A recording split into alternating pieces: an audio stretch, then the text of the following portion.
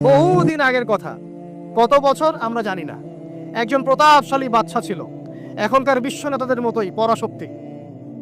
ওই যে আসহাবুল কাহাফের মতো, বা ওই নমরুদের মতো, বা ওই যে ফেরাউন তার মতো একজন প্রতাপশালী বাদশা ছিল। তার অধীনে একজন বড় জাদুকর ছিল। কি ছিল? আচ্ছা, মজা আছে, ভালো করে বোঝেন। একটা বড় জাদুকর ছিল। এখনো কিন্তু বহু কান্ট্রি এই জাদুবিদ্যার চর্চা করে, আপনারা জানেন না। ভিতরে ভিতরে জাদুবিদ্যার চর্চা এখনো চলছে। আরে জাদু সত্য, জাদু সত্য, চোখের বদনজরও সত্য। সায়েন্স বিশ্বাস করুক না করুক, এগুলো সত্য।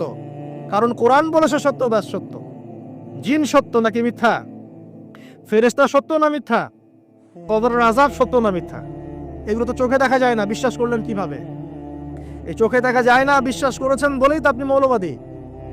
চোখে দেখা যায় না, অহেতুক বিশ্বাস করছেন, অতএব আপনি একজন মৌলবাদী মানুষ। বুঝতে পারছেন?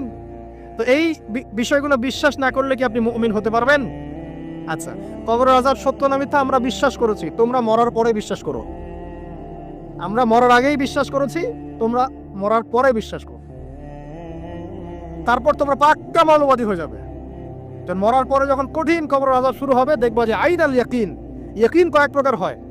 একটা হচ্ছে আপনার আইন আল ইয়াকিন, হাক্কুল ইয়াকিন, এরকম কথা আছে কোরআনে। মানে আইন আল ইয়াকিন মানে চোখে দেখলাম এবার বিশ্বাস করলাম।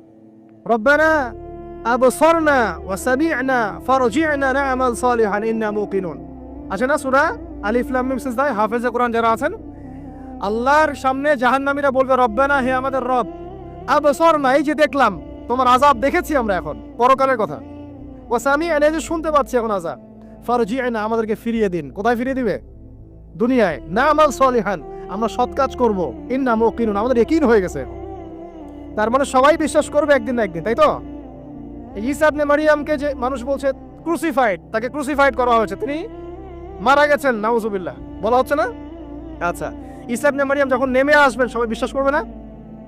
সূরা মাইদায় এই জন্যই বলা হচ্ছে যে ঈসা ইবনে মারইয়ামকে যখন পাঠানো হবে, একজন আহলে কিতাব বাকি থাকবে না যে তার প্রতি ঈমান নিয়ে আনবে না।